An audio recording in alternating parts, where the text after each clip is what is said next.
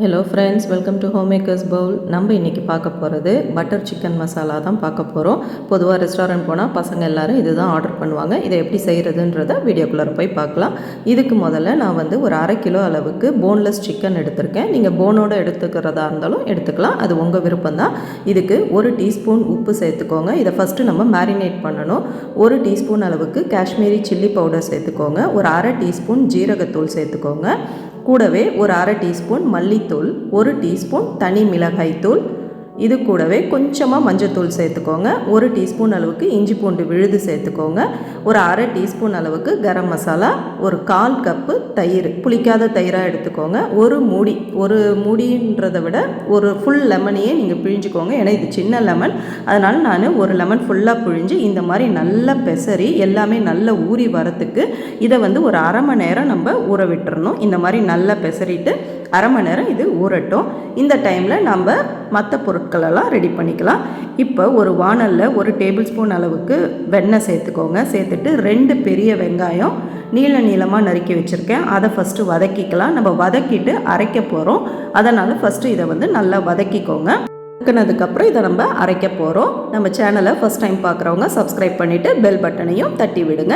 இப்போ இது கூடவே நம்ம ஒரு பிரெஞ்சி இலை, ஒரு துண்டு பட்டை, ஒரு கருப்பு ஏலக்காய், 2 கிராம்பு, ஒரு ஏலக்காய், பச்சை ஏலக்காய், இது எல்லாத்தையும் சேர்த்து அதையும் கூட சேர்த்து வதக்கிக்கலாம். ஒரு 8 பல்லு பூண்டு, ஒரு 1 இன்ச்சு அளவுக்கு இஞ்சி தோல் எடுத்துட்டு அதையும் நறுக்கி சேர்த்துக்கிறேன். அதையும் வதக்கிக்கோங்க. நீங்கள் இஞ்சி பூண்டு விழுது சேர்க்குறதா இருந்தால் அரைக்கும் பொழுது டைரெக்டாக அப்படியே சேர்த்துக்கோங்க. நான் இதை அரிஞ்சு அப்படியே சேர்த்து அரைச்சிக்க போகிறேன்.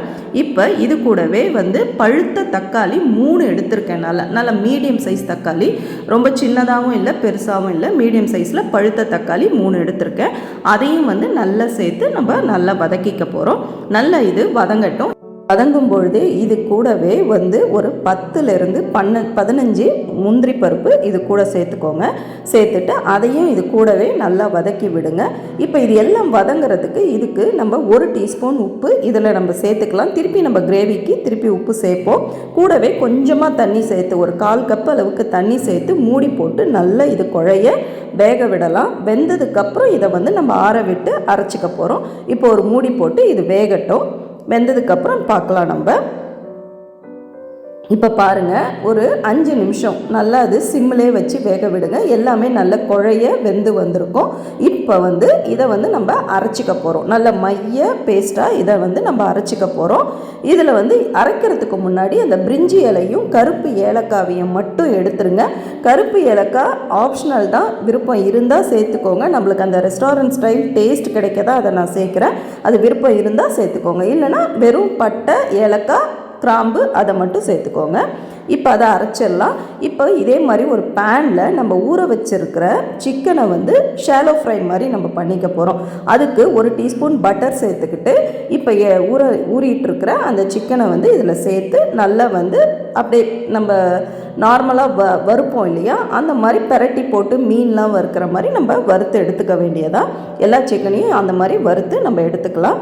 ரெசிபி பிடிச்சிருந்துச்சுன்னா ஃப்ரெண்ட்ஸ் அண்ட் ஃபேமிலிக்கு ஷேர் பண்ணுங்கள். லைக் பண்ணிவிட்டு கமெண்ட் பண்ணுங்கள். எப்படி வந்ததுன்றதையும் ஃபீட்பேக் சொல்லுங்கள். இப்போ நம்ம வறுத்து எல்லா சிக்கனையும் இந்த மாதிரி ஒரு பிளேட்டில் தனியாக எடுத்து வச்சிடலாம். நான் அடுத்த பேட்சும் போட்டு வறுத்து எடுத்துக்க போகிறேன். எடுத்து இந்த மாதிரி வச்சிடலாம். இப்போ நம்ம கிரேவியை எப்படி ரெடி பண்ணுறதுன்றதை நம்ம பார்க்கலாம். இப்போ அதே வாணல்லே நல்லா கழுவிட்டு 1 டேபிள் ஸ்பூன் அளவுக்கு திருப்பி பட்டர் சேர்த்துக்கோங்க. நம்ம எல்லாமே இதில் பட்டர் சேர்த்து தான் நம்ம செய்ய போகிறோம். ஒரு 1/2 டீஸ்பூன் அளவுக்கு ஜீரகம், ஒரே ஒரு பச்சை மிளகா கீரி சேர்த்துக்கிறேன்.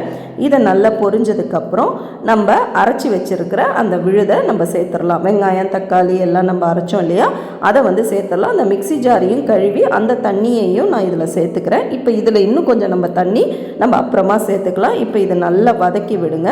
நல்லா இப்போ இதில் நம்ம ஸ்பைஸ் பவுடர்ஸ் எல்லாத்தையும் இப்போ நம்ம சேர்த்துடலாம். 1 டீஸ்பூன் அளவுக்கு தனி மிளகாய் தூள், ஒரு 1/2 டீஸ்பூன் கலருக்காக காஷ்மீரி சில்லி பவுடர், கூடவே 1/2 டீஸ்பூன் தனியாத்தூள் சேர்த்து இப்போ இது எல்லாத்தையும் நல்லா கலந்து விடுங்க. உப்பு இப்போ தேவைன்னா நீங்கள் ஒரு 1/2 டீஸ்பூன் அளவுக்கு உப்பும் நம்ம இப்போ சேர்த்துக்கலாம். இப்போ இது கூடவே கொஞ்சம் தண்ணியும் சேர்த்து இதை வந்து ஒரு 5 நிமிஷம் நல்லா இந்த பச்சை வாடை போகிறதுக்கு நம்ம கொதிக்க விடலாம். கிரேவி வந்து நல்லா எண்ணெய் பிரிஞ்சு நம்மளுக்கு கொதிச்சு வரும். மூடி போட்டு வேக விடுங்க. 5 நிமிஷத்துக்கு அப்புறம் பார்த்தீங்கன்னா கிரேவி வந்து இப்படி தான் நமக்கு இந்த மசாலாலாம் நல்லா எண்ணெய் பிரிஞ்சு நல்லா கலர்ஃபுல்லாக நல்லாயிருக்கும். நமக்கு அந்த காஷ்மீரி சில்லி பவுடர் சேர்த்தா தான் இந்த ரெட் கலர் நமக்கு கிடைக்கும். இப்போ வந்து நம்ம வறுத்து வச்சுருக்கிற சிக்கனை இதில் நம்ம சேர்த்துடலாம். ஃபுல்லாக எல்லாத்தையும் சேர்த்துருங்க. இந்த தட்டை கூட நீங்கள் அந்த எண்ணெய் அந்த பட்டர் இருக்கு இல்லையா, அதெல்லாம் நீங்கள் கழுவி கூட இதில் நம்ம சேர்த்துடலாம். சேர்த்துட்டு இப்போ நல்லா கலந்து விடுங்க. இப்போ இதில் நம்ம 2 பொருள் தான் இப்போ நம்ம சேர்க்கணும். சிக்கன் வெந்துருச்சு, அதனால் நல்லா கலந்து விட்டுட்டு 1 டீஸ்பூன் அளவுக்கு கசூரி மேத்தி வந்து நம்ம க்ரஷ் பண்ணி நம்ம சேர்த்துக்கலாம். கையால் இப்படி நல்லா க்ரஷ் பண்ணிவிட்டு கசூரி மேத்தியை அதில் நம்ம சேர்த்துருங்க. சேர்த்துட்டு மில்க் க்ரீம் இருக்குது இல்லையா, அது வந்து இப்போ வந்து 1 டேபிள் ஸ்பூன் அளவுக்கு இதில் நம்ம சேர்த்துடலாம். இப்போ இதை ஃபஸ்ட்டு நல்லா கலந்து விடுங்க. மில்க் க்ரீம் இல்லாதவங்க அந்த பாலோட ஏடு இருக்குது இல்லையா, நம்ம பால் காய்ச்சி வச்சுருப்போம், அந்த ஏடு கூட நீங்கள் சேர்த்துக்கலாம். அதுவுமே டேஸ்ட் நல்லா தான் இருக்கும். அதுவும் 1 டேபிள் ஸ்பூன் அளவுக்கு சேர்த்துட்டு இப்போ நல்லா கலந்து எடுத்தோம்னா நம்ம சூப்பரான ரெஸ்டாரண்ட் ஸ்டைலில் நம்ம சாப்பிட்ற அதே டேஸ்ட்டோட பட்டர் சிக்கன் மசாலா சூப்பராக ரெடி ஆகிடுச்சு. இது சப்பாத்தி, ரோட்டி எல்லாத்துக்குமே சூப்பரான காம்பினேஷனாக இருக்கும். கீ ரைஸு, பிரியாணிக்கெலாம் கூட ரொம்பவே நல்லாயிருக்கும். நீங்களும் ட்ரை பண்ணி பாருங்கள். நம்ம சேனலை மறக்காமல் சப்ஸ்கிரைப் பண்ணுங்கள். சீக்கிரமே இதே மாதிரி ஒரு இன்ட்ரெஸ்டிங்கான வீடியோவில் சந்திப்போம். தேங்க்யூ.